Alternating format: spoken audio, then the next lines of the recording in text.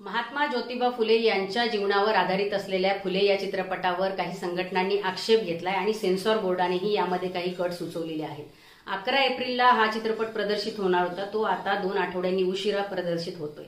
मागील वर्षी सुद्धा ज्यावेळी मराठी चित्रपट सत्यशोधक हा प्रदर्शित होणार होता त्यावेळीही याच संघटनांनी आक्षेप घेतले होते।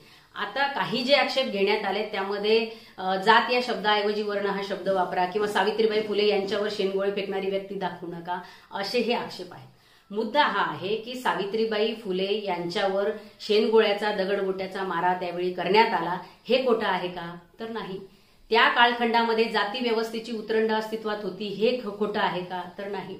जे राज्य शासन राष्ट्रपिता ज्योतिबा फुले यांचं समग्र वाङ्मय प्रकाशित करण्यासाठी समिती नेमतं, समग्र वाङ्मय त्यांचं प्रकाशित करतं, त्याच राज्य शासनाच्या अंतर्गत येणारं सेन्सॉर बोर्ड आता राष्ट्रपिता ज्योतिबा फुले यांच्या समग्र वाङ्मयामधले प्रसंग जर खोटे आहे असं म्हणत असेल तर ही अतिशय दुर्दैवाची गोष्ट आहे।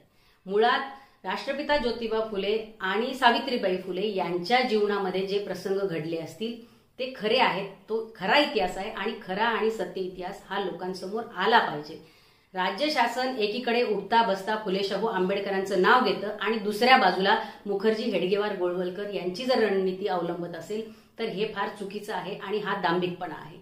आज सेन्सॉर बोर्ड हे राज्य शासनाच्या अंतर्गत येतं आणि सेन्सॉर बोर्ड जर महात्मा ज्योतिबा फुले यांच्या खऱ्या इतिहासावर आक्षेप घेत असेल तर राज्य शासनानेही आपली भूमिका स्पष्ट केली पाहिजे की मुंह में राम बगल में छुरी, मुंह में फुले शाहू आंबेडकर आणि बगल में मुखर्जी हेडगेवार गोळवलकर, अशी जर तुमची रणनीती असेल तर ती लोकांसमोर येऊ द्या।